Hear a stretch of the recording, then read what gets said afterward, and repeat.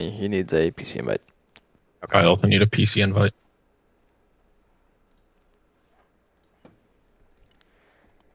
And you will be on the second floor right here.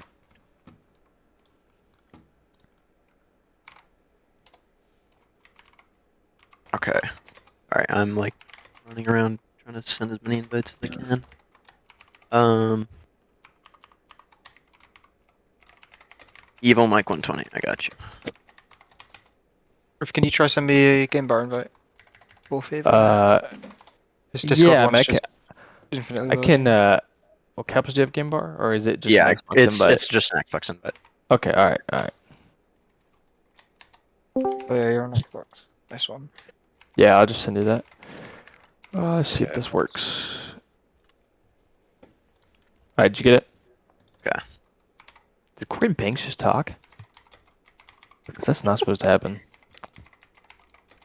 Here, give me one. Oh, it's glitched. I guess it's glitched. How did... Oh, Juno's joined.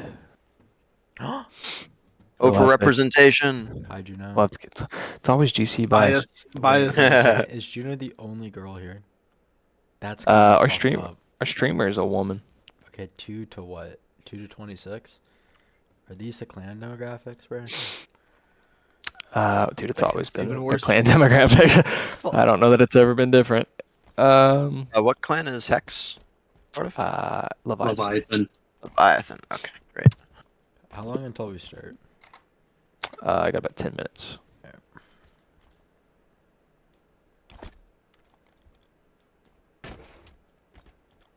Do we have Leviathan on the board? Yes, they're on there.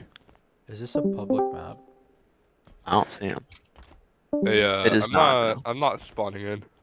Oh, it's because we have hold on. disability spawns probably turned on. Yeah, go ahead and move out of Hey, spawn. Griff.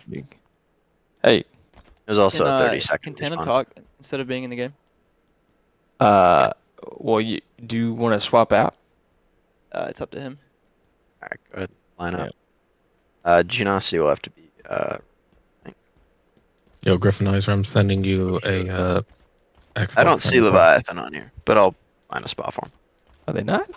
No. Where do you want me? Oh, might be. Put them in the Apollo spot. Where Apollo's on Got there. it. Yeah. Okay. Alright, Mike, Hex, and Xearch. Actually, everybody can just follow me, but just come on inside. I'll have to move you guys one at a time. Alright, let's see. I'm going to take up Hex first, so you'll be... Just go ahead and follow me. Actually, second.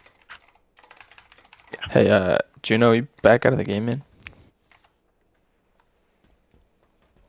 Okay. You'll be up here, Hex.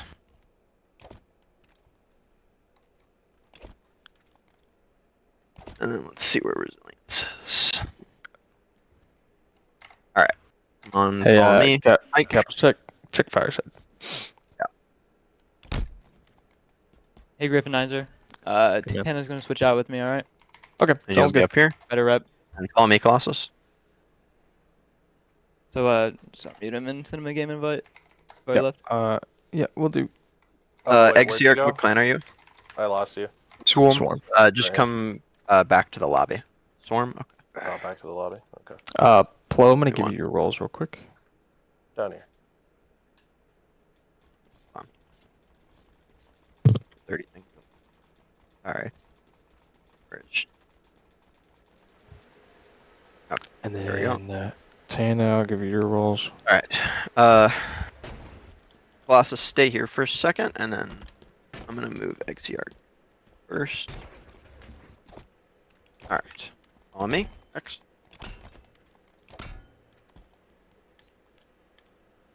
You'll be down here. Floor. And then Colossus, what is your clan? The Greater Imperium. Greater Imperium. Alright, awesome. Follow me. Plo, just leave the VC and come back, and you should be able to talk. You'll be down here. Yeah. Alright, there you go. And then, do you need a PC invite, Plo? Probably? Yeah. Okay.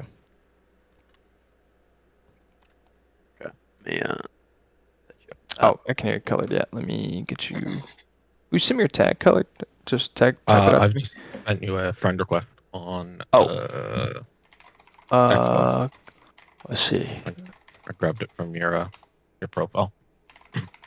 Okay. Are you Alright, well, I just sent you an invite. Soul? Is it Soul? Soul Xenius? That one? Are you still talking to me? Yeah, yeah. Is it Soul No, Xenius? it's AddiePie.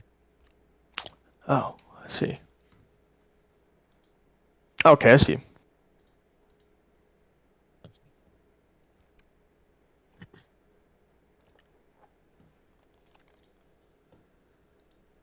Okay, did you get that? Yeah, yeah. Is it Soul No, Xenius? it's And Soul, wait, Soul. Who are you? Who are you representing? Because I know you're asking something. Oh, okay. Asia, I will. Yeah, let me add you.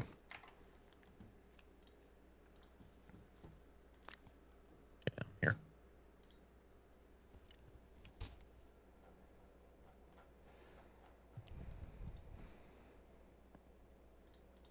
If there's anyone else that needs a PC invite, just let me know. It's Tana and Plo. Tana does, but he's. I think. Close invited. Hello. Tana, you in the VC? Yeah. Yep, I'm Where are Tansky. you? You can invite me. Oh, there you are. Finishing my last siege round. Oh, you're good. I'll just leave you with an invite. Theo Campbell's. That's good, brother. Fuck. Actually, who is this guy? Should I change my name off of my troll Citadel name so it's not fucking confusing? Fucking bitch. I am getting a little confused, but it's okay. It's Afterpex, I got you. I got you. Boom. You sending game There invite you to are. Discord or like? Yeah. Okay. Thanks, suck. Good shit, gravy. I'm not gonna lie. I was in the Enigma fucking Minecraft realm and I almost missed this. Yo, I'm in. All right, bet. I'm Hey. moving up. My game just ended. So, What's up, dude? Soul Genius, leave me alone, man. Addy, go ahead and come here real quick. I know. I got it. And then we'll wait for everybody else to spawn in. I'll bring you guys in.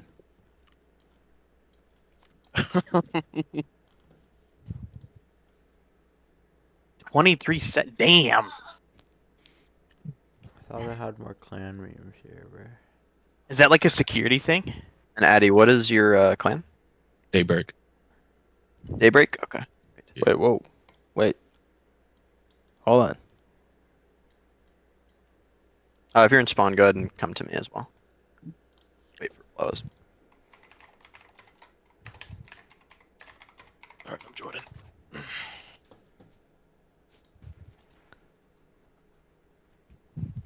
Just gonna take you guys up one at a time.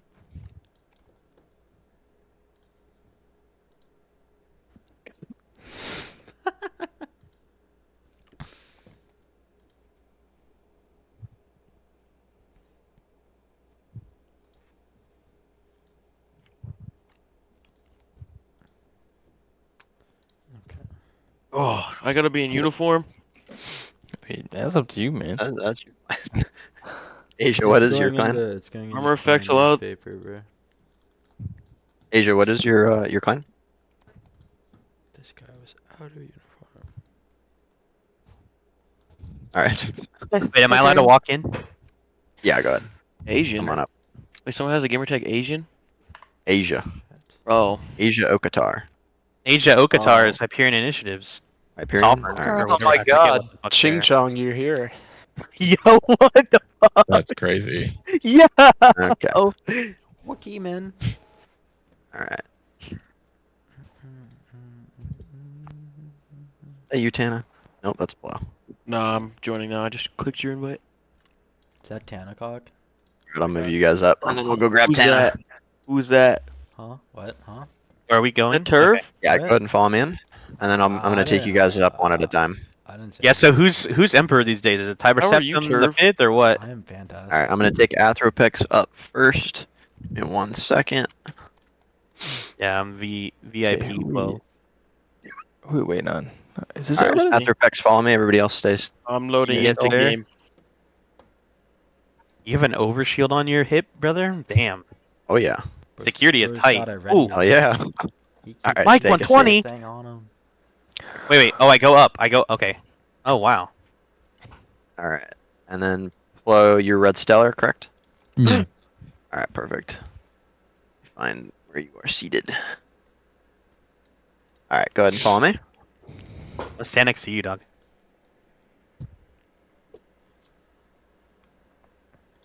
You'll be up here. Oh boy.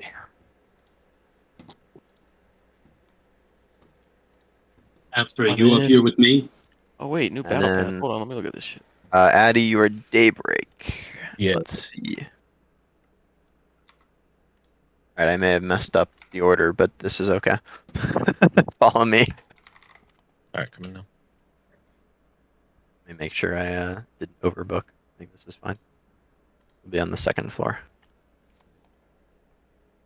We're in the right spot. Hold I've lost you. on. Come behind. Oh, there you go. Right here. I Take a have seat to wait anywhere. 30 seconds. Alright. And then Asia, you are Hyperion? Correct.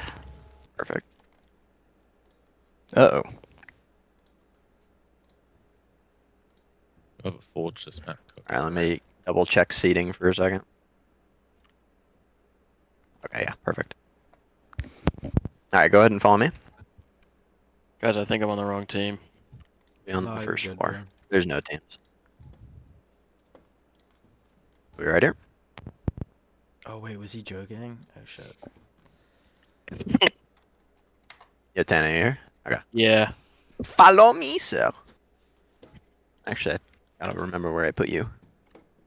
That's supposed to be a Mr. Miyagi You're over here. impression. Alright, follow me.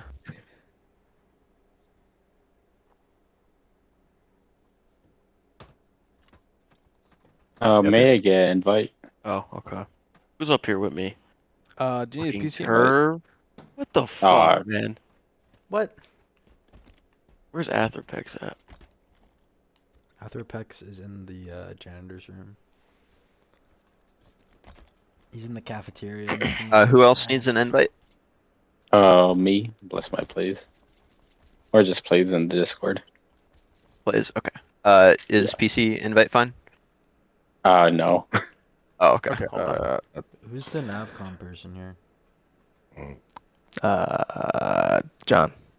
Ugh. Okay, my Why is it game Mike bar not is all here, messed bro? up, so you're gonna have to invite him. Okay. Wait, what did I just see? Was that a butt? Huh? What?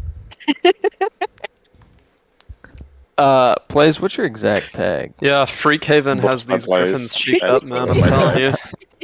Why are there It's all butts together. surrounded?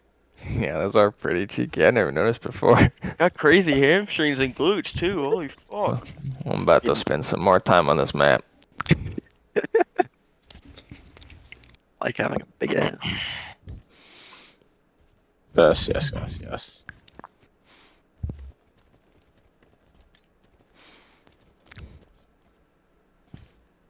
Okay. We're gonna see if we can get Ray summoned here. 1 second.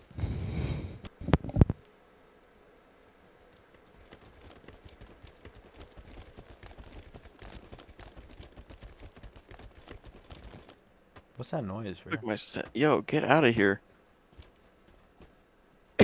Why does my sense feel so low? Alright, Corey and Snake, you guys can go in.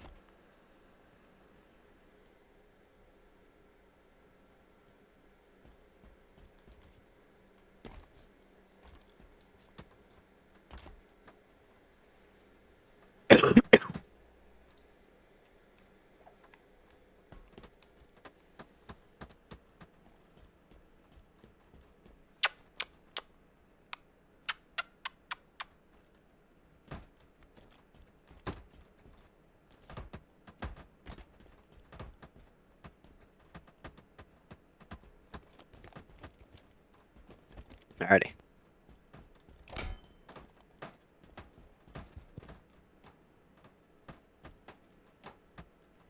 Come on up, Mr. Blaze. I'll take you to your seat.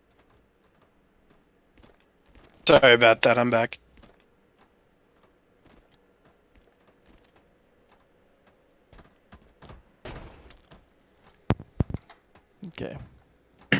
Is everybody here? I think.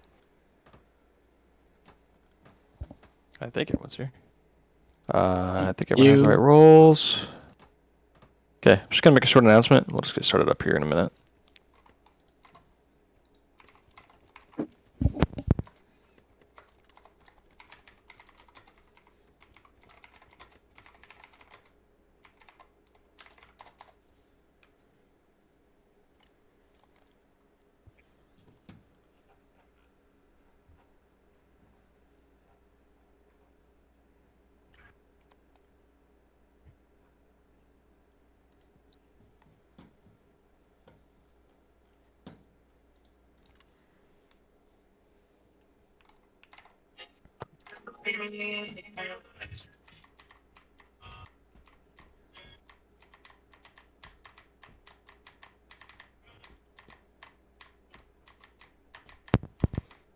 Okay, we'll give it like 5 minutes and then we're gonna go ahead and get started. Gonna give people a chance to join up because we haven't told everybody. Oh, okay. All right. We just provided that, so that's good. Okay. Perks, will you send me a link to the stream? And then I'll just put it up.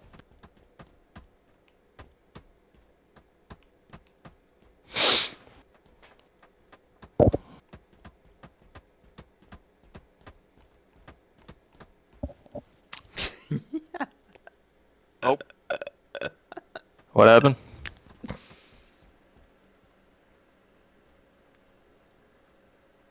You got lost, but it's all good. Okay. All right. I'll put this out there.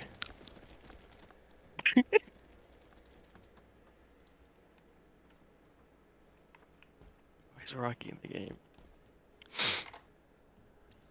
Oh, yeah, Capitals, if you want, you can just kick anyone that joins, I guess. Just from this point forward, I would reckon. But I think we're not. I think the only people that we're missing is UNSC Apollo. Yeah, UNSC Apollo is the only one that's missing, I think. Other than that, I They think we're responded good. to you earlier today. Yeah, they did. They just had a power outage, and then their backup had plans, so they did not have a third backup, which is fair. Always got to have a third backup, though. I don't know what they were thinking. Backups, backup fail. Yeah. FleetCom always has a fourth backup. Is that you? Hello, we're neighbors.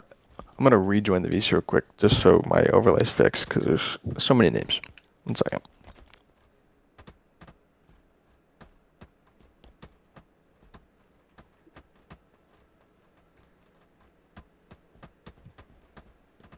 Okay, that's better.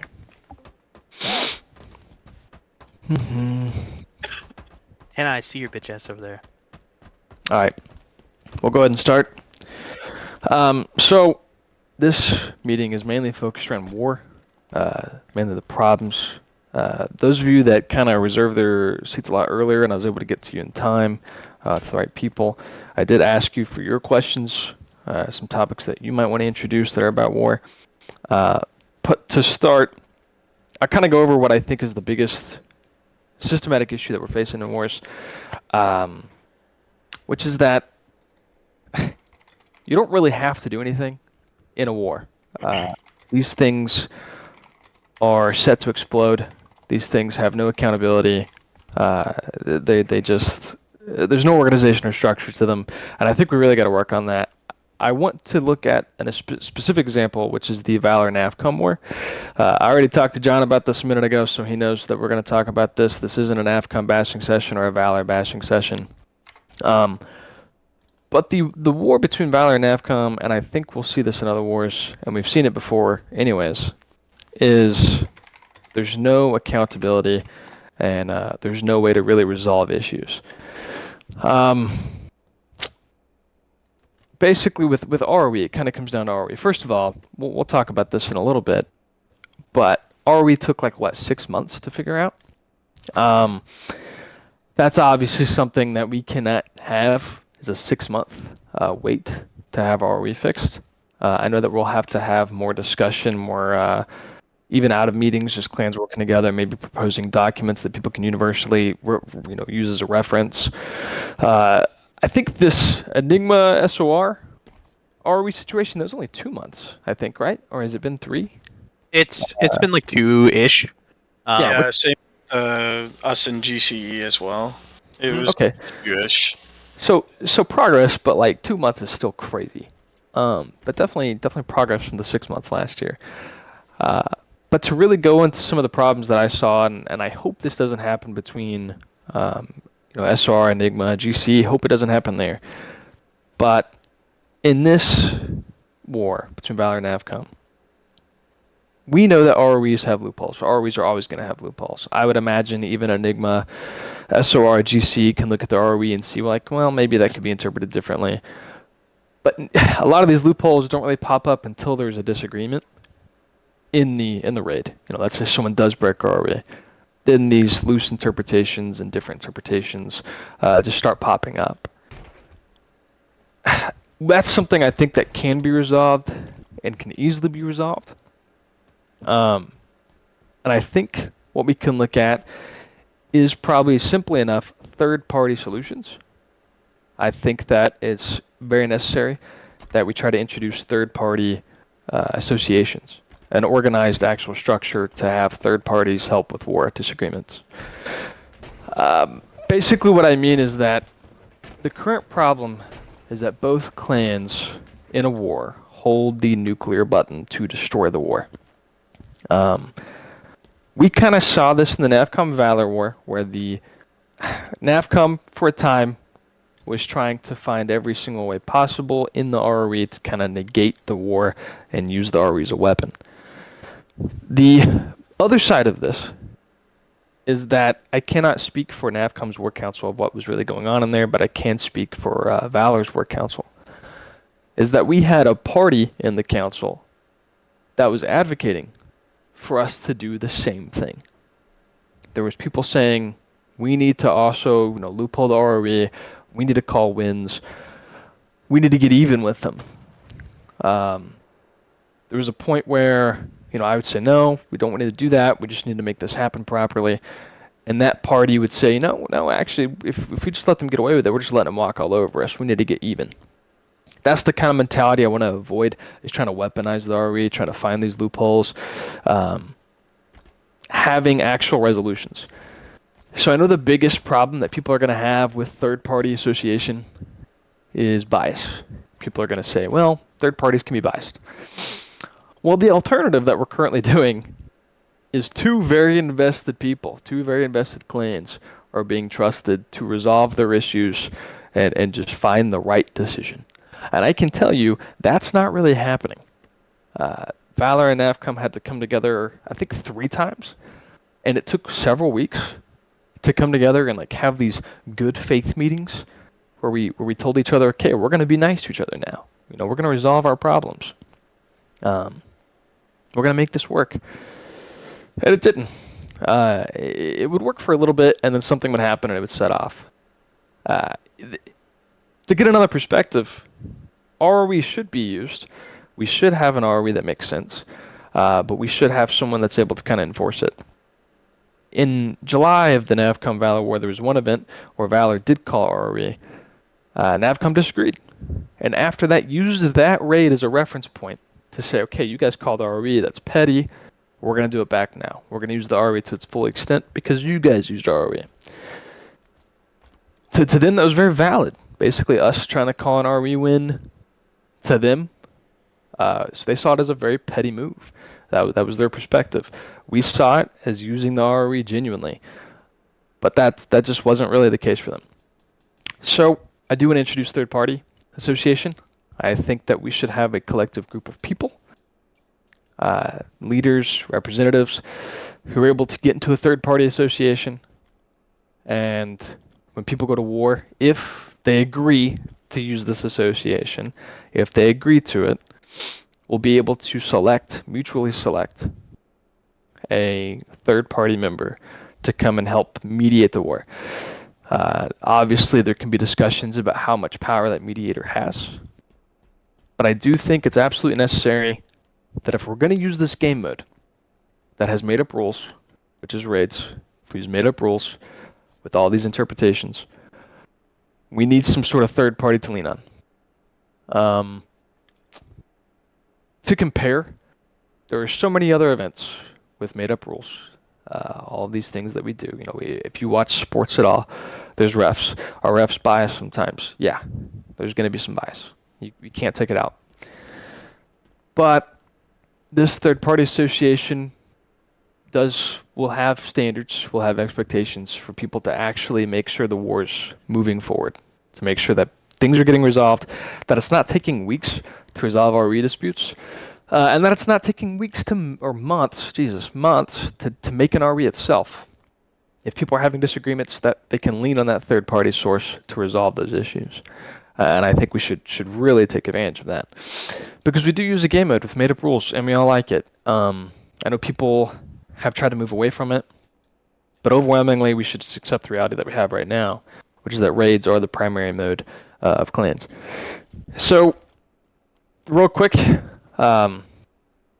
just as an interest, is anyone here opposed to third parties being involved in wars? Is anyone just outright opposed to it, saying that's just bad idea?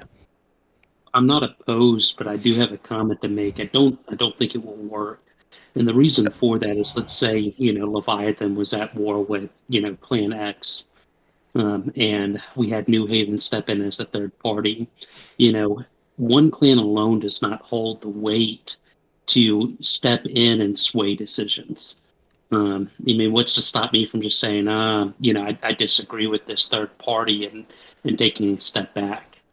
Or to have any weight, though, you would have to give it more than one clan. If you have three or four clans willing to step in and say, hey, we're willing to, third party this, let's say, you have the ability to blockade and stop events, and then there's weight on the decisions that are made by that third party clan. Yeah, so I agree. I think if you as a group or in your war, both parties or all in parties included in the war, would be able to say, okay, we want 3 third parties, from different clans. You could go to that association, say I need 3 representatives. They give you a available list of representatives. And then you and the other clan that you're at war with, you guys mutually decide who you want to have. Now, you made an earlier comment, what if I disagree with them? Well, by getting a third party, you kind of forfeit your right for that to matter. Depending on the rules you set with your third party. But I would say you just kind of forfeit your right. It's kind of like when you go to a sporting event, the ref makes the call. At the end of the day, the ref makes the call. Doesn't matter how fired up you get, no matter how much you disagree. That's the call. The ref makes it. Wait. Yo. So. What? Can I raise my hand? Yeah, you go first. First. Okay. Okay, so I think the one problem with that is that refs obviously aren't also playing the game. So there's going to be some bias. Like, what if Valor third parties for, I don't know, Enigma and whoever the fuck, and then next time around someone's mad about that and wants to fuck someone else over. I think that we should just move to agree to one war ROE that will work for everybody, and then just not fucking change it. Like that's basically what radar ROE has gone to, is we all sort of do the same radar ROE now. Very minor changes. We should just standardize it. Yeah. I agree. There is, of course, a couple of things. So, I agree with what you're saying. Like, the refs don't play the game, but the clans do. That makes sense. I do think it shouldn't be, clans seen as these third parties, but, just people. So, for example, Athropex, if he was a third-party available person, then that's just Athropex. That's not Enigma. That's just Athropex. And Griff, you're named as third-party in our ROE. You know that, right? Yeah. I'm just saying, when you call on me. Yeah. You're good. You're good. I'm just hanging back. So yeah, if and that's me as third party for Enigma and SOR, not New Haven. That's just me. I think, right? Is that how that's labeled? Yep. No, it is. Okay, yeah. It's you specifically. I will say, just as a general comment, that was something we both agreed on pretty quickly. Yeah. And also general comment too. I think third parties are good because but you kind of need. it doesn't necessarily circumvent accountability because it still comes down to, well, you said this one thing and it doesn't matter who said it, but I can just ignore it. I hope you have means to address that, because I think accountability is it. So like a third party helps curb accountability because it stops like biased interpretation, but it doesn't like enforce necessarily. Like you could say it can enforce, but I think there's still like a level of enforcement that needs. I don't even know how we would implement it, but like it needs some type of accountability. I will say, like, for an example, I third-partied UNR and SOR versus Vanguard a year ago or something like that. And they would have disagreements about something, and they would just both send me the evidence, and then I would just make the call. And then they would either, I think for the most part, they just respected that as is and just went with the call. So that's kind of what I'm looking at. That's more like a third-party observer. I think that's different than like actually making the ROE. I support that. I think that's good. Yeah, as far as what you're saying with, I don't think a third party should necessarily make the ROE, but should, like, if there's a disagreement in the ROE, like to kind of find that compromise. And I think the third party association, common ground. So I think a third party association would kind of be responsible for having people who have those standards. I don't see this association as having like 50 people in it, right? I think that they're going to have to come together, collectively get trusted individuals who are sensible and reasonable and all that. You also mentioned like a universal war RE. I think we'll get there. I think this year we'll make some progress on that. I agree. I really think we'll have a reference document. It's late, super late, but better than ever, I guess. But there is, I will say the one thing that people are always going to disagree on in interpretations, and that a third party is kind of necessary for this one specific rule, and that's return to base. I mean, nobody's ever gonna two people together. It's going to be very rare for them to agree on a return to base related ROE disagreement. Very rare. So, personally, I do think that a third party is kind of needed for that. Eisen, let me get you. Do you need a PC invite, by the way? Xbox One. Okay, all right. I'll get you set up. Just DM me your tag real quick. Yeah, so anyone else kind of have a comment on this third-party system, maybe? Maybe someone that hasn't been super... Well, actually, let's just ask the people that are at war right now. I know that SOR and Enigma's kind of using a third-party system. Vixel, would GCE, you think, or you personally, would you ever be open to it or no? Vixel's in GCE, bro. Yeah. Yeah, GC's at war also. Yeah. Yeah, they're at war, yeah. On a personal side, I would be open to it, but all decisions upon where we are directed through a snapshot, so I don't make any of those decisions. Nor do I that's fair. For, maybe Snapshot should have been here. Anything like that. He's a British inferior. Yeah, so that's fair. Fair response. Let's see here. Is Height this year? I don't think. Well, no. They're not. Big fucking shocker. Yeah, I'm not sure they have the game installed. So I think for the most part, let's see. I'm kind of interested to see like an opinion of someone who I've not really seen super involved in getting into wars and all of that. Maybe Bless, place. You there? Hello. Just curious on your input. How do you feel about this? Because I know that you've not been very, very involved in kind of the mainstream clans. Yeah, no, I mean, personally, I have managed a war myself between like two small clans. Oh, okay. Yeah, and then Hythis tried to like butt in. I mean, I could see like the good things of doing it, but at the same time, like if people are not gonna be like willing to like listen, then it's just no point of like having a third party. If no one's gonna like go through what is said, and if they are both trusting that said person, then because at the end of the day, everyone wants to win, and they're gonna keep on trying to make that win happen. Even though like these like two guys like selected me, like they were both like okay with me, making the rules and all stuff. Like if like event was like not go to their liking and all stuff. Okay, cool. We could talk about it and also, but like I'm not gonna constantly like do changes because you just lost the event. Like Okay, it's yeah, right. stupid. So you've been a third party. Okay, well that's Yeah. fantastic. You have good insight on that then. Mhm. John, you there? Yeah, I'm here. So John, in our war, do you think we would have had a better time, maybe, if there was a third party guy there, kind of talking us through it?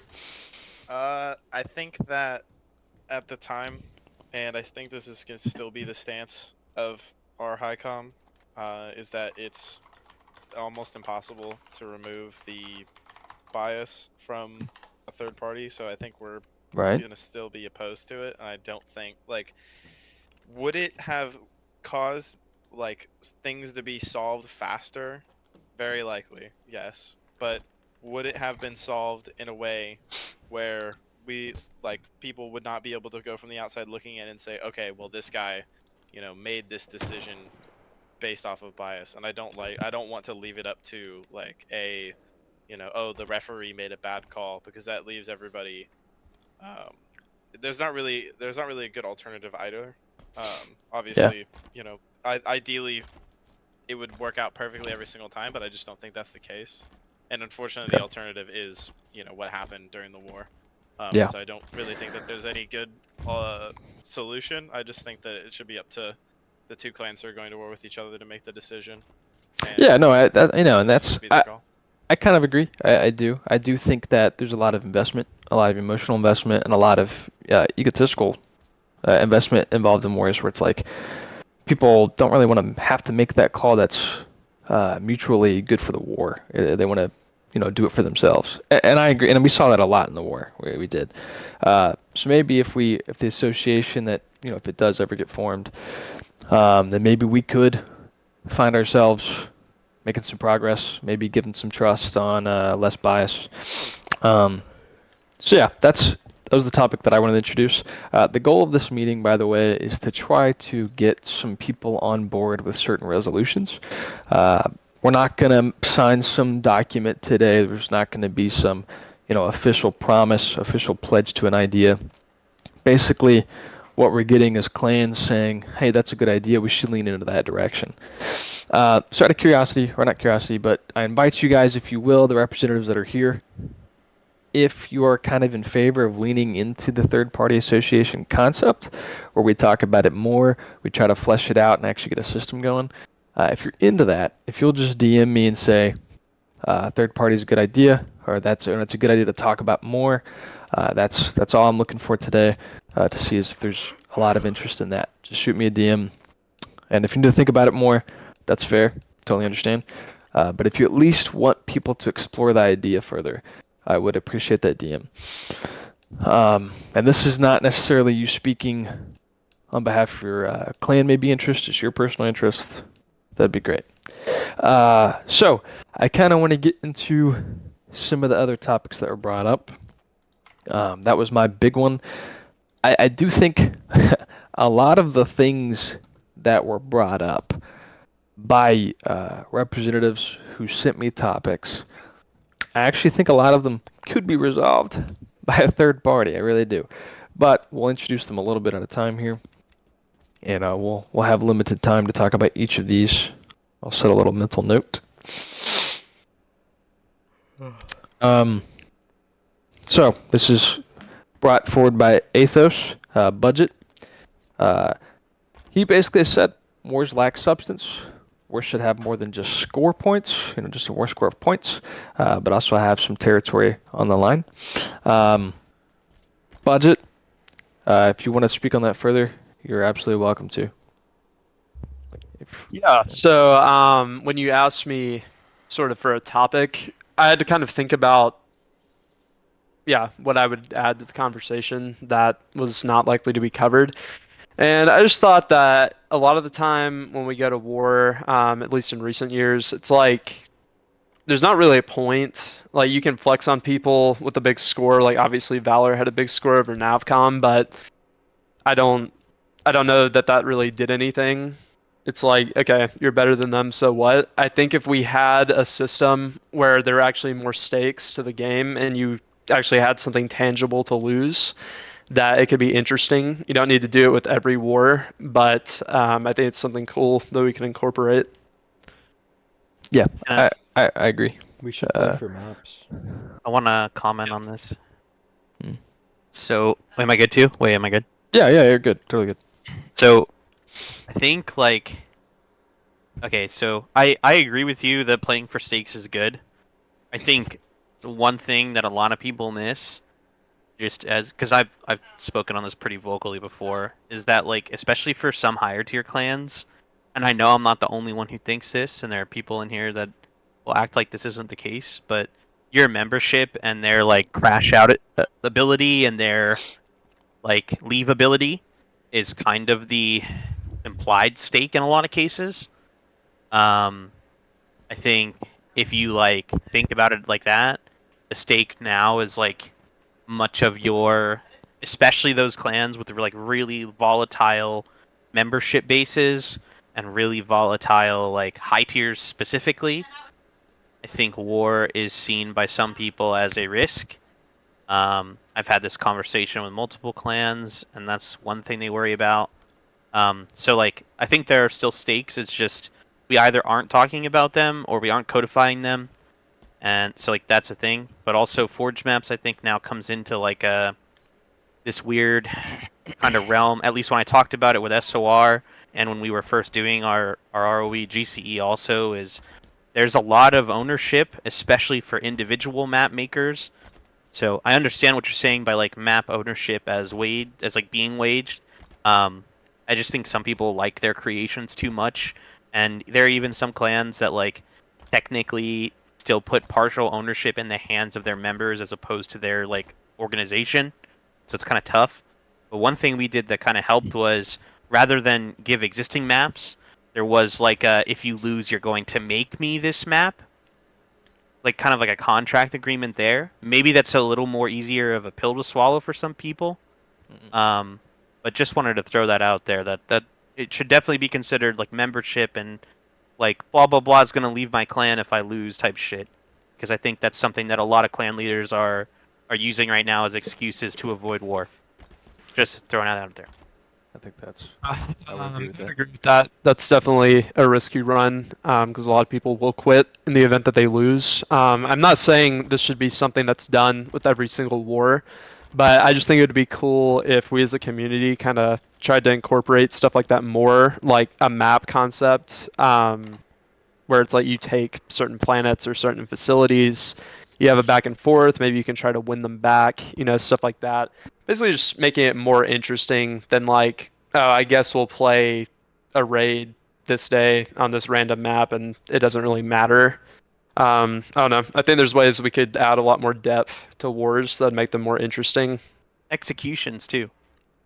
Yeah, yeah. We want to execute that'd be funny as fuck. Should make people change their gamer tags. Okay, but what do you do if like I the may. clan you're beating, like say you take maps, right? What if you're doing if like the clan you beat, like their maps are dog shit? Like I don't want any Navcom maps. What I saw some people do. Okay. What I saw some people do was take the version of the map, kind of make it look all crumbled up like it was beaten up in war, and like put a flag over it, stuff like that. Firebase Gravy, for example, very renowned, known fortress within the old Republic. But yeah. Yeah, so I think this is something, a wider thing. I think personally, and I understand not everybody's like this, I think clans should put a lot of effort into developing their lore and their world building. And so it'd be great if, we have wars that actually have lore implications. Like, you lose a battle or something, and it's like, okay, well, in your clan lore, that planet literally got obliterated or some shit. I don't know. We have that. Yeah, I've written that before. Yeah. If I may. Yeah. So, over at Swarm, we have a philosophy with like how wars should be done in the terms of like territory. That if you want to say come invaders, so say you're declaring a war for territorial expansion, you have to play our like first stronghold map. That is the physical only way on and off the sort of planet, right? So that's how we want to do like wars. I think clans should have some sort of defined system. It shouldn't just be, I've scouted this map in the middle of nowhere, I want to play on this fort. it should have some sort of lore aspect as to why you're fighting this random facility, right? Like, who gives a shit if you're like bombing some, I don't know, random hospital in the middle of fuck all nowhere, right? It should have some sort of actual weight to it. And then stakes wise as well, like, with territory, right? If you're declaring a war over like pure ego, say, I don't know, Enigma has been calling me shit in the Citadel, and I want to go to war over it, prove them that I'm not shit. Yeah. There should be no like territory in that. That should just be we play to, I don't know, 7 of X event, and we shake hands afterwards, get it done. It's all about your sort of intention and why you're going to war. Yeah. I think that's a good system. Something similar, and kind of in a way. Budget. I don't know if you remember our test run of this, but the tile system. I don't know if you remember we were gonna do that. Or map of tiles. We made that in like MS Paint. I mean, I had Photoshop for that, but you can make it in MS Paint, and you just took tiles until you got to a clan's capital, and that idea was not invented by TileLab. And that's solely mine. Until PI so rudely interrupted us by declaring war on us. Yeah, like what was that? That's ridiculous. Eisen, you have a good implementation of this. You should talk about it. What's up? I said you have a good implementation of the tile system. You should talk about it. I mean, we've used the tile system a few good times in our wars, but I think there's always room for improvement. I think a lot of clans in the community care too much for ego for it to become like a widespread thing, honestly. Especially like the point wars that you're fighting against SOR, for example, and GCE's fighting, like that's more ego-based than lore territorial expansion. For those clans who want to do that, though, I mean, it's not hard. There's websites for it, too. Like, you can just go on a free website, make a tile system, have 4 different events, put them on a map. I mean, it's been used. Navcom started it. It's Roll20 that they used. Yeah, Roll20. Oh, okay. Okay, cool. And there's paid websites, too, if you're willing to put money for it, that have, like, slightly higher quality editing tools, but they're all really the same. Yeah.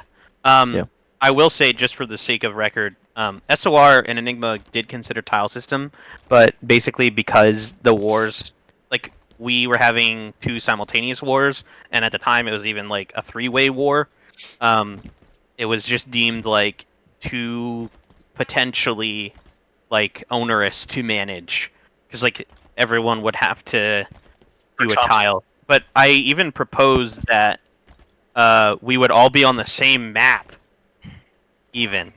So, like, rather than just, like, I have a map with SOR and I have a map with GCE, it's like we make a map that's a triangle, and each person starts in a corner. And I could see some really cool stuff coming out of that, potentially, if we did something, if those wars ever got off the ground in that manner, where everyone was at war with everyone, you could see some really cool implementations. But I, personally, Roll20 was super easy to manage. That was the first war I did on Infinite. With Enigma. So I completely support Eisen's implementation, and people should look into that. Hey, I have an idea. So obviously now we have like really nice fortune maps being made by people who are paid. What if we did like someone puts up a really nice map or something, and then 2 clans can agree to war for it?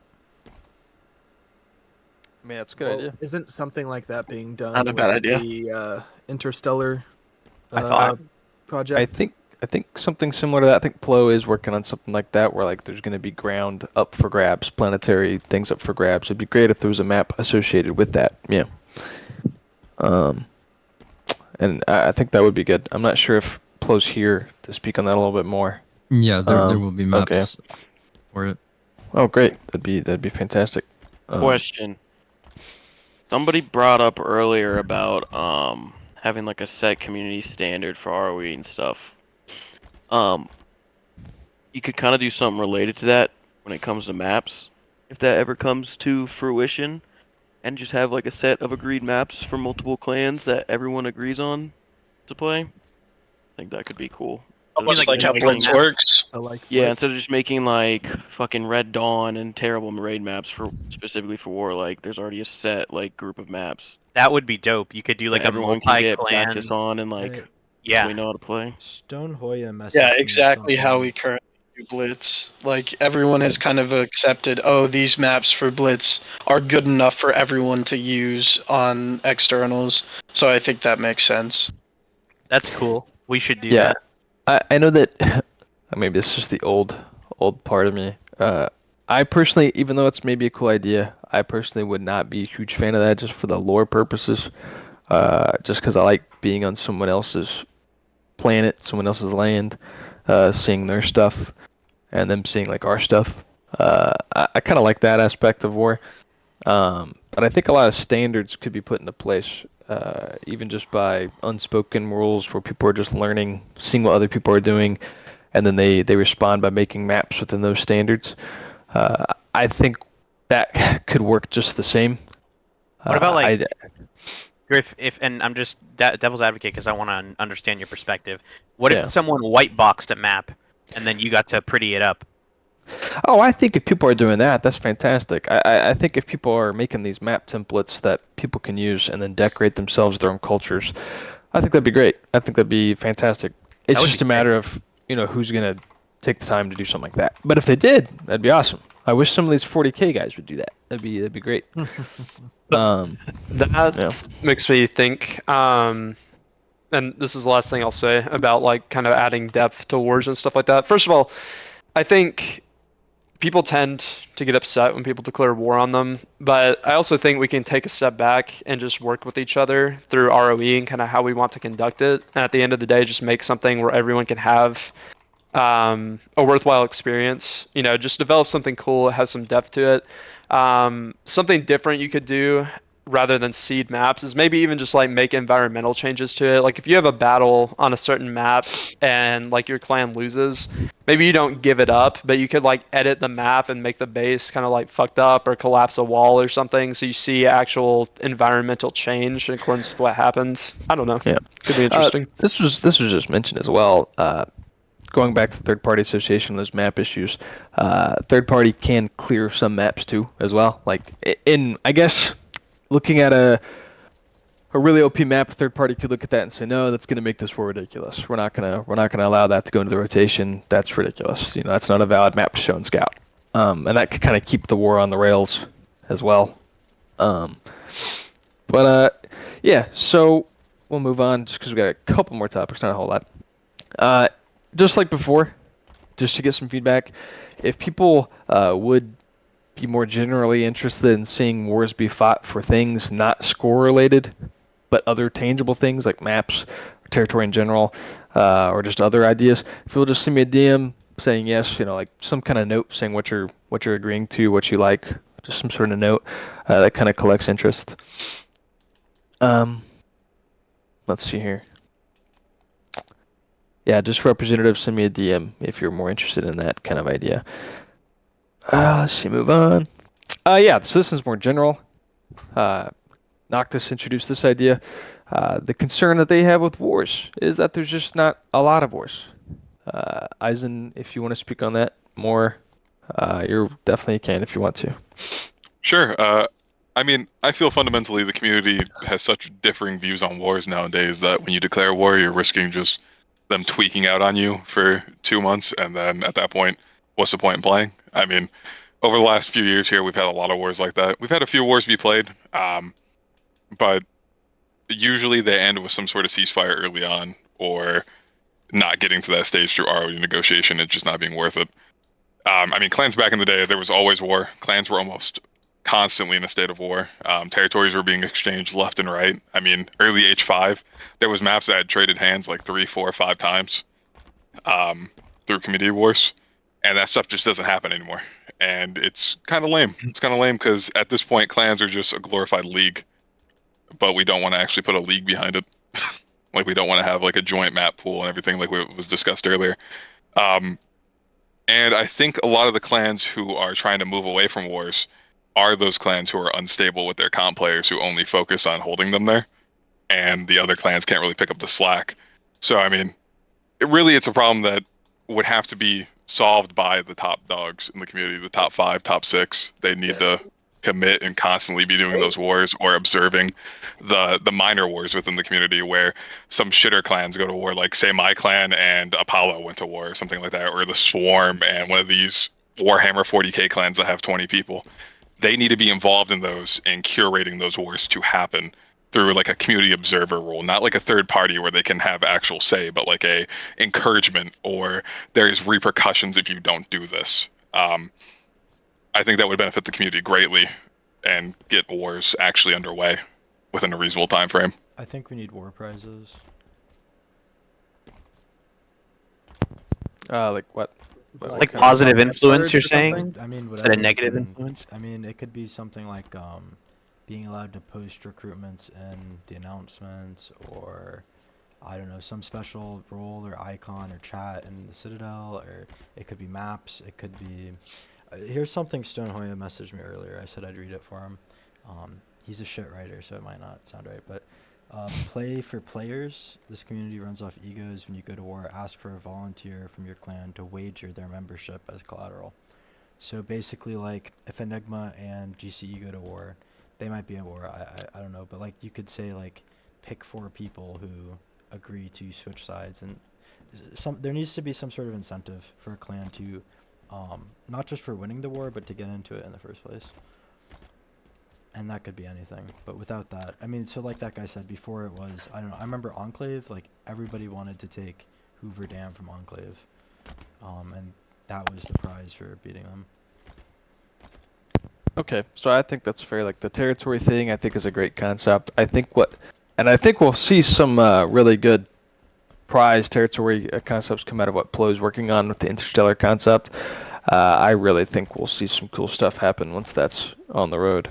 As far as what Eisen's saying, just so I kind of have an understanding, Eisen, are you saying that wars are kind of like on this almost seesaw situation where we're either leaning into like the competitive aspect of it, or trying to lean into the more like RP aspect of it, and we can't really figure out what we want to do? Such different views on it, right? So say, for example, a clan who has a more RP focus war. I mean, Budget was talking earlier about wanting maps.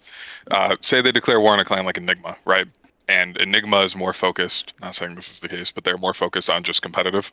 And they're absolutely just stonewalling that. There needs to be community observers to make it go one way or the other.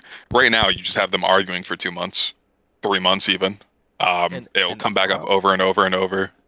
How would the observer do that without having kind of like an official say? Like, is it just like reputation? Cutting activity. Consequences? Oh, cutting activity. Activity is everything in this community. Not even a blockade per se. But I agree with him. You have clans who do terrible things, like they'll stall for 3 months, and everyone's still just giving them activity and letting them get away with it, and treating them like they're equal to the rest of the clans. When the one thing clans have that they do is war. That was the one thing in the community that separated us, is we had more RP centric battles for these custom game modes we had. The second you get rid of that, it's just glorified competitive play. And when you feed these clans activity and give them a line out for the war, why would they even play the war? When there's all these risks involved, these high tier clans, and they can stall it for 4 months and still get activity and just pretend like it doesn't exist. Well, what's the reason to play it? I agree. That we did for those were that's basically the blockade concept. Valor really used blockades a couple years back when clans would not agree to do the war. We just set up a blockade, and it sometimes it worked, sometimes it didn't. And I agree. I think that clans could get more vocal about setting up blockades. Community consequences, community political consequences on clans who are not falling into line, I guess. The standards, I guess, is what Eisen's kind of saying. Like, if you're not going to participate, then you don't get the activity either. I think that's kind of fair. Eisen, am I understanding that right? Yeah. I mean, there's other things I'm sure you can come up with. That's just an easy way. I'm sure there's other consequences community-wise. That's a big one, yeah. I think the only problem is there are, and like, not naming names, every time I've seen a blockade, there's always that one asshole that like is like, oh, like, I don't think a blockade will work, so I'm not gonna do it. And then the blockade folds because they're like, oh, well, if this fucking clan, it's just really hard to coordinate shit like that. And then if you're planning a blockade and then you're doing it in DMs, then somebody shit talks you in the Citadel and it becomes this whole shit show. It's like, I agree with you. I just think clans are too politically squirrely to commit to shit like this unless we all mutually agree this is a viable political move that like we can utilize in a non-rat way, basically. Yeah. And ultimately, that's what we would have to do. Yeah. Yeah, I think that's solid. If you guys will also on that one, I think that's a really, really great topic, is kind of seeing community consequences, political consequences, whether it's activity or other things, like sending Troll to your clan, I don't know, some sort of consequence for not doing the war. Send me a DM saying like you would be more interested in seeing those kind of consequences be put out. Saying like blockades on clans who are being ridiculous in behavior in wars, not participating, not trying to find compromise. Consequences for dodging. Yeah, consequences for dodging, basically. Yeah, yeah. If you're interested in that, just kind of send me a message showing some support for that. While everyone's doing that, I was going to add one more point just on the community wars. Sure. Yeah. Leviathan just recently purchased a server, and we've got the plan to set up a community league around wars. We're putting together kind of like a tile system where there's some strategy involved from a command perspective on where you choose to attack. And we will be putting up maps that will pay to have commissioned as prizes for that community war. Any feedback or any interest in that? I mean, it's Why not not a just Leviathan work with project, but we Interstellar? want it to be more a community project. So any clan that wants to partner in that regard or has any interest in that, we're always looking for feedback. But we truly believe that a lot of times with wars, it's, too much hatred involved in it, and at the end of the day, we're all here for activity. And by providing a community-wide event, we can get that. Okay. I think that's fair. If you can lean more into that direction. Who's backing Interstellar in here? What clans fully support the idea or are on board with it? Enigma. SOR. FleetCom. Gotcha. I've not fully talked to my guys about the concept, but my discussions with Plo, I've been very in support of seeing kind of a galactic map sorts. I like that idea a lot. I have no idea what that is. GCE is concerned, I haven't talked to Snapshot or the rest of Supreme Command, but I believe the direction we're going with our focus more on lore side, we'd be interested as well.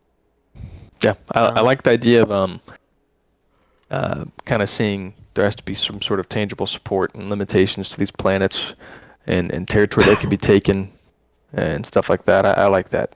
I got a war event, but another rep is coming in. Oh, okay. Yeah, just send me who it is if you don't mind. Yep. So, got you. Leviathan, real quick, how do you plan on, since all these major clans are on board with the Interstellar project, how do you plan on getting people to sign on to your idea? I mean, for us, we really see it as, the more and more, the clan community progresses, it's moving more and more towards, just events. And at the end of the day, any clan that wants to participate is more than welcome to. We've got it set up to, do 3 clans. If 3 clans want to participate, if 24 clans want to participate, that we've got game boards set up. Ultimately, what we want to put forward is we want some type of value to come out of this. Whichever clan wins, like I said, we plan to give over maps. But we wanted to take it from a perspective where alliances can play together kind of as one team as separate clans. With Interstellar, I think it would be, a wonderful idea to sit down with them. For us in Leviathan, it's less about, a name and a server and all of this, and it's more about just trying to create good events for the community. So if they want to reach out to me, I'd be happy to sit down and kind of talk them through what we're thinking and see if any of our resources might be of value to them. All right, I was just curious because I didn't even know Leviathan was still operational. Personally, I thought your guys' clan kind of faded out. No, we've been pretty active, but we haven't done a lot of externals over the last year. We're operating. We're just now getting back into the swing of things with externals, but I think we've got 150 actives at the moment. Gotcha. If you guys were so isolated, why all of a sudden are you shifting to this external view for clans, setting up systems? I think that for a while there, a lot of clans struggled. Really, over the last year, a lot of clans struggled. We saw a lot of big clans fall. It was a decision made internally to kind of focus on ourselves, focus on our members. And we're finally, at a point where we think the community is in the right spot where you know, change can come to the community and we can continue to have good external events. Gotcha. Yeah.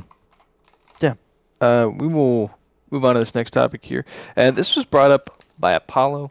They're not here today. I'll just briefly mention it though. They have an issue with wars declared over ego. I can't really speak in favor of that because I'm kind of against that comment. Who here would want to speak in favor of saying wars should not be declared over ego? Does anyone here not want wars over ego? I think they have the tab in place, right? Takes the fun out of it. Yeah. Yeah. Yeah, there's a lot of ways to have ego in the war, in my opinion. The way an ego war should work is it should be at best like an event contract, you know? Like, oh, I'm upset with X clan over these differences. We're gonna play either our best players or this tier of players, and we'll play for this many events. It shouldn't be seen as like a proper full-on war. Like I feel like real like conflicts should have some sort of justification over why you're going to war. That's a real conflict. More than just, I got shit on this event, I need to prove myself. I need to go on some crazy arc. Now, personally, I am in favor of wars over ego. I think those are, that's gonna sound maybe bad, maybe the most interesting wars that you have. Because it really invests people. It gets people really involved in those clans. Because they're fighting for a lot of things, like two very competing cultures. I mean, during the Valor and AFCOM war, seeing Jerome type in the chat made my day, because like there was a real beef there, and that really got people involved. So it really got people going. I think that other wars yeah, go ahead, man. I was gonna say, I'd also say just a war over ego, for whoever loses, it would be pretty humbling, which is always funny to see. Can be. It is. Yep. Not saying you can't have any ego in a war, right? Like, yeah. You're saying, oh, you need to drop your ego. It just shouldn't be you get upset over one minor thing and then you can't take a loss or whatever. Like your ego gets bruised, so that's the sole reason you drop a war doc, right? Okay, but earlier you said real conflict. What would you consider a real conflict to declare war over? I would consider, as long as you can make some sort of either RP or cultural reason. Like for example, we in Swarm believe in like territorial expansion through like conflict. So pretty simply, say we play GC, right? And we're like, oh wow, that's a nice map. We want to go to war over it, right? We want to expand our borders over to Cerberus, right? That would be completely fair in our eyes, because we're bringing something more than just GC beat us in this. We want to fucking show them that we're better, right? Just purely on that. And if you have like a genuine ego issue like that, as long as you can come up with a justification in law why your territory, your organization, your group overall is mobilizing, then it just adds more life to the community, adds more stakes, more like a real sort of like environment to everything. I'd say I agree with you. I do think keeping shit more like based around RPing also like reduces the toxicity. And both clans should kind of agree on like an ROE and like rule documents for the war and stuff as well, which would also minimize toxicity, because then there's just kind of like a clear. I agree. I guess I agree. I think as far as real conflict goes, I think any conflict is real conflict, and the clans in those conflicts can handle it however they really seem fit, and have to deal with the consequences. There are times, sometimes a war could be really high risk and low reward. If GC were to randomly declare war on a very small clan for no reason, they could face a lot of blowback. They could. People could be like, "That's silly," that's weird of you, and their members could even be like, "That's silly. That's weird of us." I don't want to be involved in that. It could be a potential thing. If a troll group comes together, makes a clan that's obviously not serious, declares war on a respectable clan. And the respectable clan says, "I'm actually not going to deal with you." That might be a time where they don't face political consequences for not treating the troll clan seriously. They may not face consequences for that. The community may justify that dodge, that quote dodge, as being very reasonable and fair. So I think every conflict's real. I think it's just how you handle it and the consequences that come with it. Because, like, for example, the Swarm, you're saying a war on conquest alone is reasonable. Just a couple years ago, people were saying that's not reasonable at all. You need to have a real RP reason, is what people would say. Conquest wasn't enough. I think conquest is just fine. If you want to do that, that's reasonable. But yeah, that's just my take on the real conflicts. I think ego being among those is perfectly fine too. I think ego wars are acceptable. Does anyone else have any input on that? It's kind of a very broad topic, but yeah, go ahead if you do. Yeah, Leviathan will never declare. Oh, go ahead. They were saying like reasons to declare war, like proper conflict, like RP reasons. I just don't really agree with that because you can easily just get a clan that's heavy into RP and try to declare war on them for roleplay purposes, and that other clan they declare war on cannot be very roleplay at all. So that's kind of just like an iffy situation, in my opinion. I mean, Leviathan would agree with that. I mean, at the end of the day, we won't declare war unless there's a role play or a justification behind the war. But I think you don't legitimize clans that are more comp based if you say that they cannot declare war for ego reasons. I mean, there are clans out there in the community that are more skill based, and if that's what their members enjoy. I mean, who is it for us to say that they can't be part of the community? That they can't declare war, they can't go to war for their own reasons. So I mean, Leviathan would never stop that. I mean, obviously we would write it into our lore. We would have our own reasons behind it. And then I think something was mentioned on the topic of kind of the lore side. We always write that in through our media, right? I think media is a very big part of war. When you go to war, there's many different facets, beyond just the gameplay. There's media, there's lore, there's, maps. A lot of different things happen there that have to be considered. I agree. I think going into those reasons are all very valid. I'm going to get into a little bit of a rapid fire in the next two topics. There is a topic I'd really like to discuss that was brought up. These are all kind of associated with what we're talking about, the reasons of declaring war. SOR kind of brought up that going into a war with the goal of destroying a clan is pointless. Saint Oberon, if you're here, if you want to talk more on that. Not sure if you're, yeah.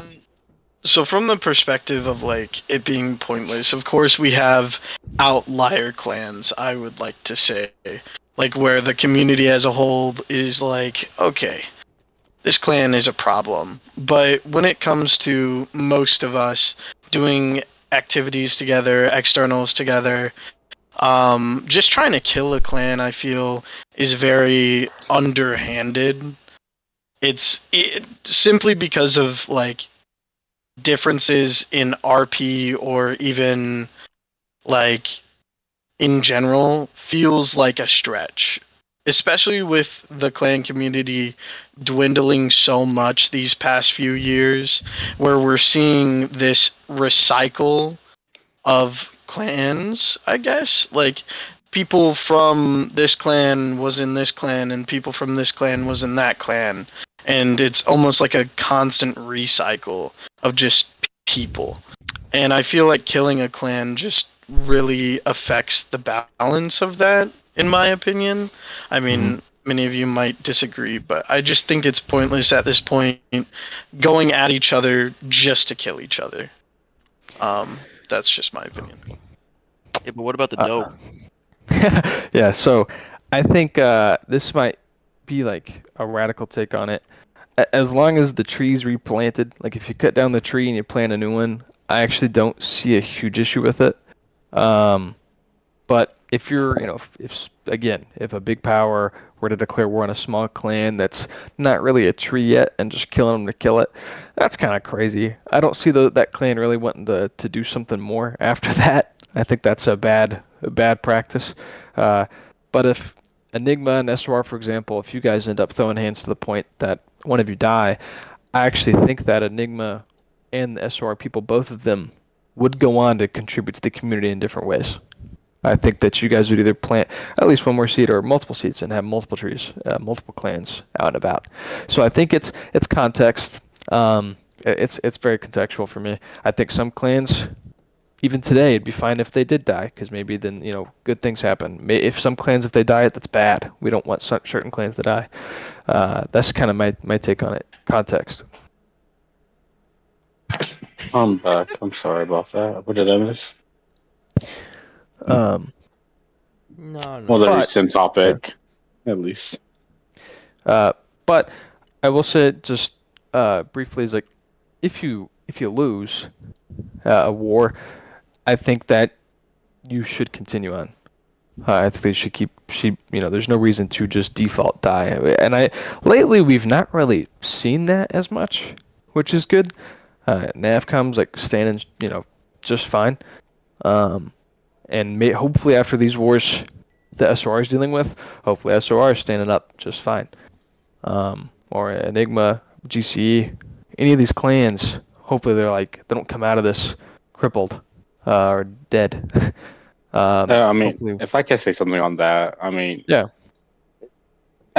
It's guaranteed that they're gonna be around still, but it's more like I feel like as far as like when it comes to, like new to smaller clans, like that's not gonna be the case. So like I would say like a good like 80% would, because like as far as what I have seen so far, like as far as the Infinite's community, everyone is like just constantly scared about their egos and all that stuff, and like lose war, well, have to disband, and it's just I honestly I just feel like back then everyone had more of a backbone, Yeah. Maybe I saw a lot more clans dying back in the day. Personally, I saw people dying all the time. Yeah, so that happened more. But often. yeah, you're saying like these are like clans that have like lasted for a decent amount. I'm just like saying as far like the new ones I've I've seen come up, last for a while, and then just stuff left over to it's over like a clan battle or something. Right. It's been difficult, I think, for clans to really find their footing properly. Yeah, I agree. Yeah. But we've not really seen many clans die from war because there's not been war, really. Not a whole lot of war in general. Yeah, so we'll quickly move through this one as well. This was introduced by FleetCom to Valent. Kind of mainly saying war should be about the best clan overall. Maybe not just the top 4 players. And also, additionally, with that being said, best clan overall, clans should not lean on war-based variants. And we kind of talked about maps earlier. Kind of changed the standard on that. But Turv, if you want to expand on that, floor is yours on that. Yeah, I think that so I haven't been super active in like doing higher tier raids in the last year or so, but from what I remember, and it's probably still like this, a lot of clans have maps that they kind of save for wars, and I think that's pretty frankly gay, and we should fair. We should be trying to maybe like people kind of remember back on Reach, like you'd raid another clan and everybody sucked, so you can have a really gay overpowered map and still be able to take it. But right now everybody's sort of decent at the game in the clan community. There's not that many more shitters, and the shitters aren't active, and they don't even want to do the wars. I think that for war raids, clans should be should be focused on playing on the fairest maps possible, and that way the wins can actually count for something. Because I don't know, not to pick on GCE, but looking at GCE's war maps whenever I was in GCE, they were all gay as shit, and I can't imagine any like even lineup event there even being a point in doing the raid, honestly, if the map is just incredibly OP, and the only way that you're going to take it is if the defenders make some incredible retard mistake. Yeah, GC's map are terrible. I don't know how to make that happen, but I think that war raid should be fair. I agree. I've been both a perpetrator and a victim of war-based variants, and a lot of people, it's kind of like the Cold War situation where, well, if they're gonna do it, I'm gonna do it. And I remember telling clans going into war the first time, if we were declaring war, we were attacking. I remember I would tell them, hey, what you show us in Scout, is kind of what you're gonna get next. So whatever you want to do, we'll do the same thing. Yeah. So if you do something great, we'll do something great. If you do something bad, sorry. And we would come up with scout systems to kind of fix that, like doing scouts for the next 2 raids at once, kind of alternating maps. And that worked for a while, a little bit. People would say, okay, yeah, sure. Once that score gap starts widening, though, people start to care less about what they're attacking I think so we much should- as I getting think points we on the should- board. There's no way to enforce this, but I mean, clans should pick every map that is going to be played before the war even starts. That's we did a war on Reach Yep. like that, Griffinizer. I don't know if you remember, but like just every decision we make in setting up a war should incentivize it being fair and competitive. Yeah. Talking about and- like pre-approved maps. Yeah, so like Yeah, if and that- I declare war on Enigma, I pick 6 maps that I want to attack, and they pick 6 maps of mine that they want to attack, and then, you don't tweak them at all. You just play at the events before the first event. Yeah. I have no issue with pre-approved maps if a map pool's kind of thrown out there. I think again though we come down to personal preference. Navcom actually suggested something similar to this a year ago. I don't remember the fine details of it because it's been forever. But kind of going through every map and waiting until something's approved. Again, I think a system like this is perfected by having, is leaning on some third parties who are saying, yeah, this fits the theme of fairness that you guys are both looking for. Like this fits that. I think approved map pools cool, and I think you could take those maps once they're agreed on, put them on a tile system, put them on a planetary system. Say this is what this means. So yeah, I agree. War-based variants should probably see their way out. I think it is pretty gay to go into a war and have to end up playing against something you've never seen before. Like that's just been something OP just for the sake of it being OP. It's not fun. It makes wars defensive. It Especially takes the now, role 'cause play you out of it. You can't really bring your raid team on the other clan's map at Yeah. a time like that. Yeah, so it's definitely not the same as it used to be. It's just much worse. So maybe we can see that disappear.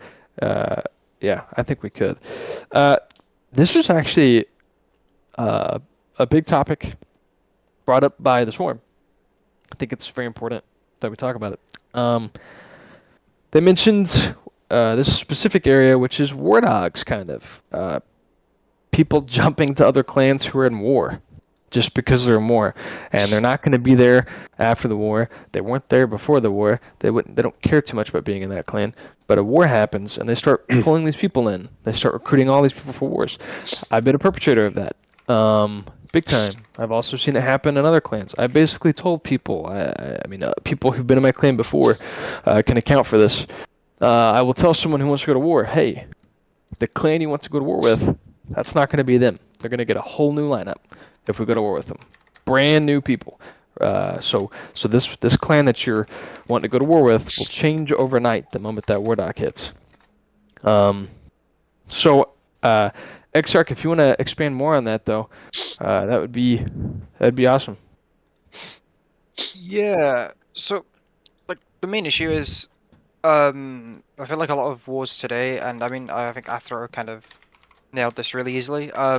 High tiers and other people will just leave if they lose a war, or they'll hear, oh, there's a war going on in this clan, and then just jump ship straight away, because that's where the activity is, right? We can all agree war is fundamentally it's quite enjoyable, it's quite fun, it's guaranteed activity. You're gonna get those events, and they're gonna be to a high-ish standard of maps and play, whatever.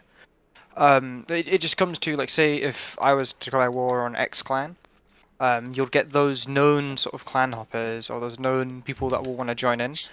And then I'm not fighting, I say Leviathan, right? I'd be fighting fucking maybe 2 Leviathan people, and then, the rest of them will just be people that help clans.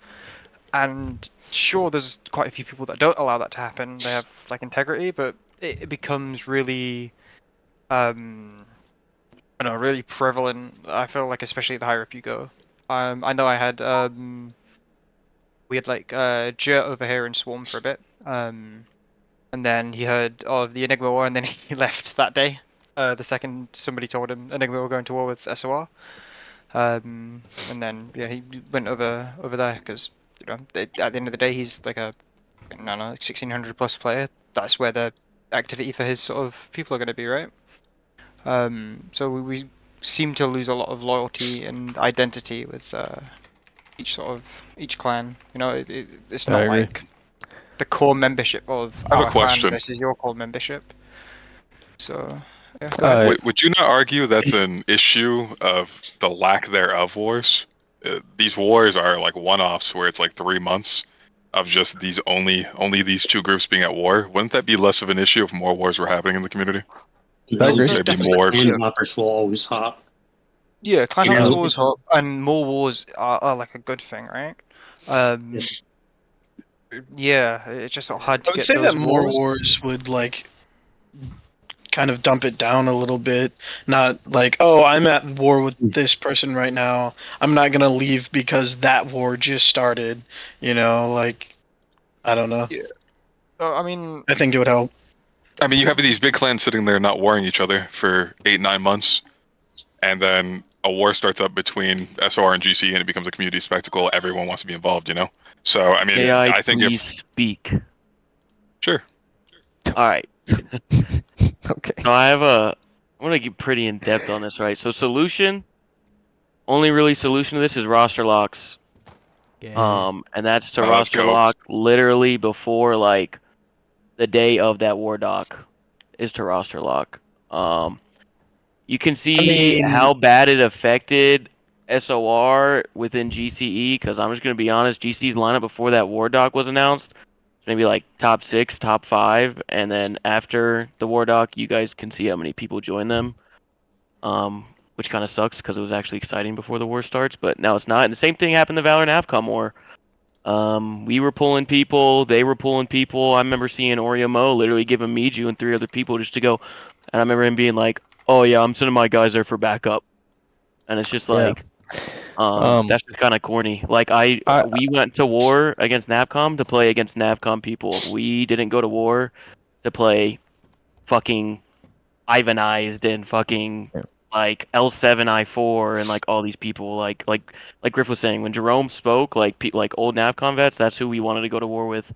And at the beginning, not towards the end, obviously, because they all left because they were getting stomped. At the beginning, like we weren't even playing the people we wanted to play. Yeah, I think one of the wars going on, there is a roster lock situation going on. I think it has breathing room though. I don't know which war it is. It might be SOR and Enigma. I don't know. USD has a roster lock on our ROE. Okay. Yeah, there's a roster lock situation going on, but I think every now and then there's a grace period of like a couple days where like people can recruit, and then there's another roster lock after that.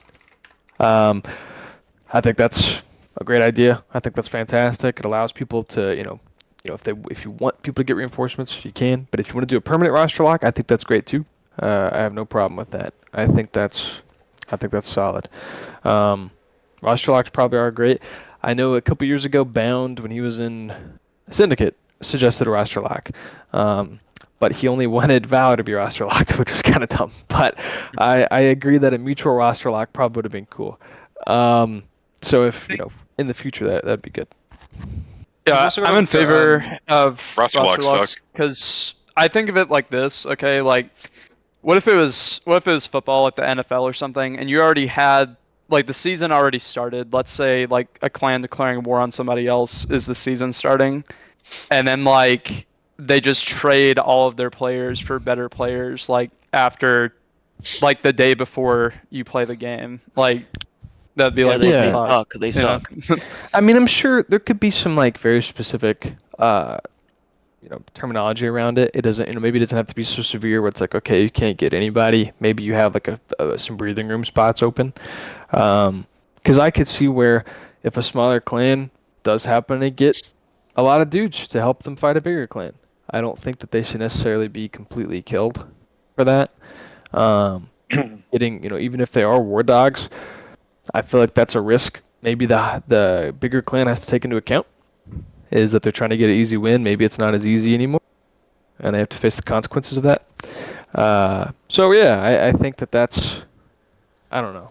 Roster locks, I think, can be good in theory between two big powers, but maybe context-wise, maybe sometimes it's not necessary.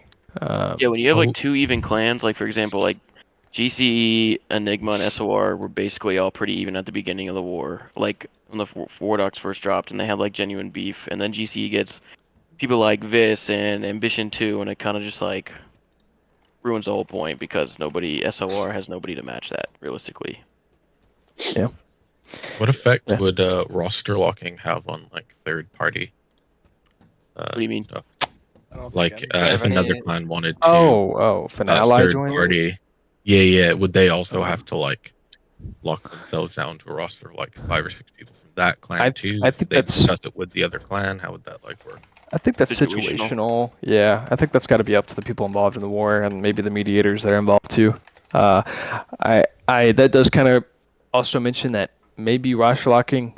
Maybe there's an argument against roster locking where if you don't like that people are getting war dogs, letting people join their clan, hopping around, pulling people, you can get allies. You can get political allies. You can create consequences for the clan that's blatantly pulling people that aren't theirs. I guess it's kind of see how the board plays. I don't know. I think that's anti-competitive, the roster lock. Yeah, there's the issue of it being anti-competitive, but like the other issue is like, say I'm going to war, right? And me and my high command, we're planning a war. And we know, okay, we're gonna roster lock this. We're just gonna surely like in the position of someone that doesn't already believe in like pure loyal members and all that sort of stuff.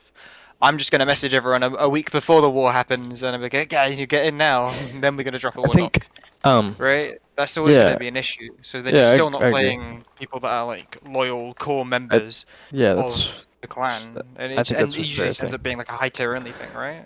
Another minor issue I wanted to. Now, Eisen, I know you mentioned that you think it's anti-competitive.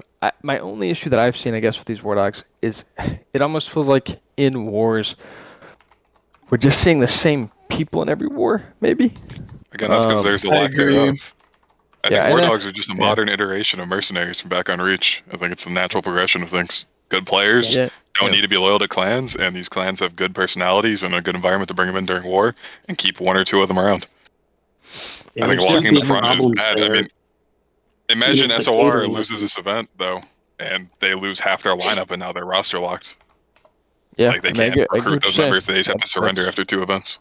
I mean, you're not wrong. We've had like multiple arcs be like, "Hey, if these clans go to war, I'm gonna leave and go play them." Like we've had multiple. It's say a that, plan so if just... you lose half your lineup after losing 2 events, and that's I would have part to of the agree. function of If the you war lose, is that the clan fucking dies because you lose 2 fucking events. No, that's cringe. Well, I think they should be able to recruit more people. I think that's fair. I think that's fair. I think Eisen's making a fair point. They can't keep their I do think he's making a fair point as well. I mean, I can speak on part. So, both the GCE war and the Enigma war that we're having with them, both have roster locks. And GCE one specifically, we have like in 2 months we can make a roster change. But to kind of talk about roster locking doesn't really necessarily stop war dogs, right? I mean, you can literally just see a surge the day before the ROE is signed, like that could happen. So it doesn't really matter if we're like, oh, we're going to roster lock when we sign the ROE. Okay, that's great. We sign the ROE, and guess what? A bunch of people are going to join right beforehand. I mean... I can also see the argument with like no roster locking, but then we also have like what happened with Cydonia, where we had people playing on alt accounts and double clanning and ward dogging and stuff like that. Like, do we really? I feel like it's more of a integrity issue that's going on than like, oh man, these war dogs. I hate these war dogs. If you hate the war dogs, just don't accept them in your clan. Like that's just how it is. Well, people switch up when they start losing, brother. Right? Yeah, I would probably overall agree. Just those points do make sense. I think roster locking might only be used in the minority situation, not the majority of the time. Majority of the time, people are probably gonna want to need to arm up, need to have the opportunity to arm up and all of that. So I think, and also it is a good point if people switch up, that clan does reserve the right to try to get more people, and they don't need to be locked. That's fair. I think all that's fair. I think again we kind of look at community consequences. How do you want to react to someone that's collecting more dogs? How do you feel about it? How do you plan for it? So I think that's pretty reasonable. I think that's all very fair criticisms. I'll add on two more quick points just before we close on that topic. The first one is by creating this culture where you have a war lineup, one set of people that plays all of your war events when you enable this. And then two, by allowing war dogs into your clan, one of the things that Leviathan has seen through past wars is as soon as that war ends, those people leave. And if you cater your 100% of your clan during that war to those people, once they leave, your clan crumbles. And we personally believe it leads to a lot of these clans crumbling after the war. Leviathan will never. We try not to, give any grace to war dogs personally. We keep recruiting of individuals out to people that were previously in Leviathan just for that reason.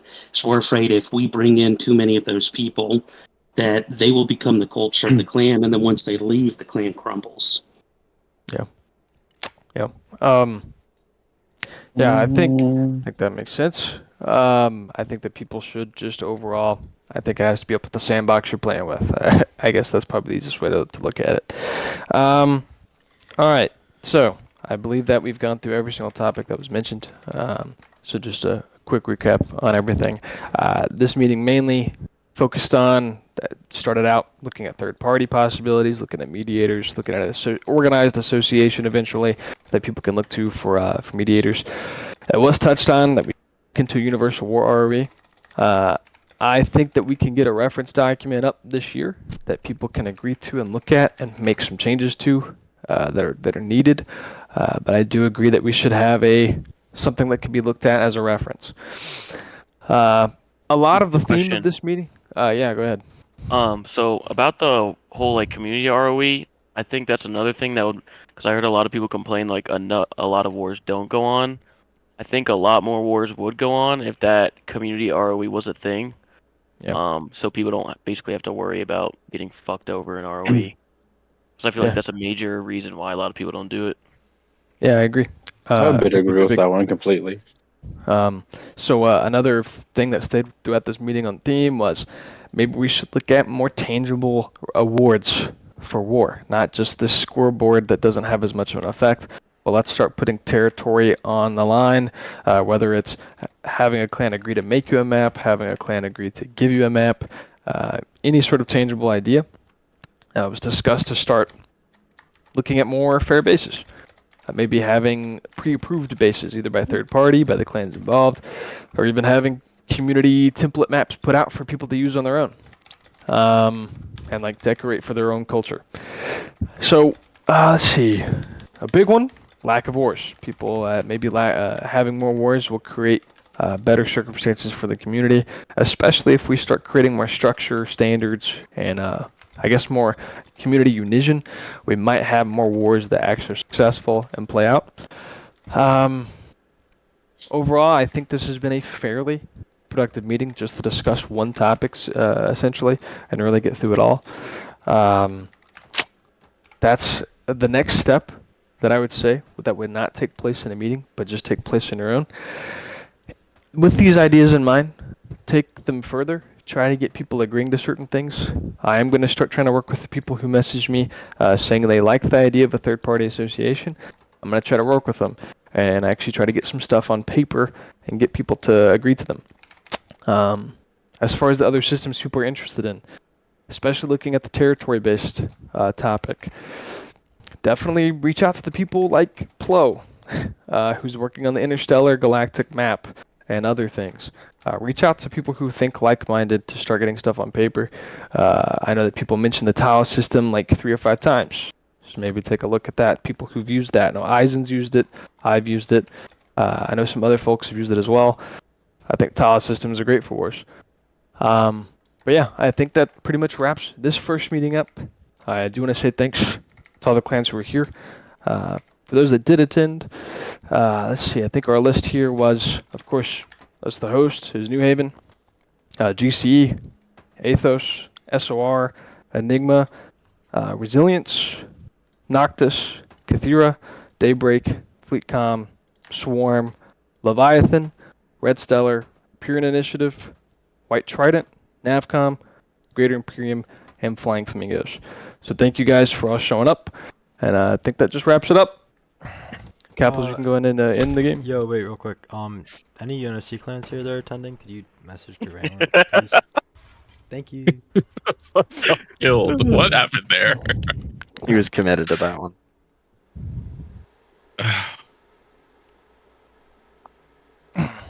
All right, guys. Everybody have a good night.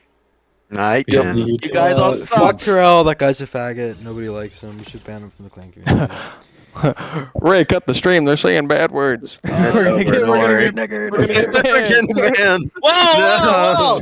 Whoa! Whoa! Oh What my was that? god! Was that Jane Ancient, bro? The fuck?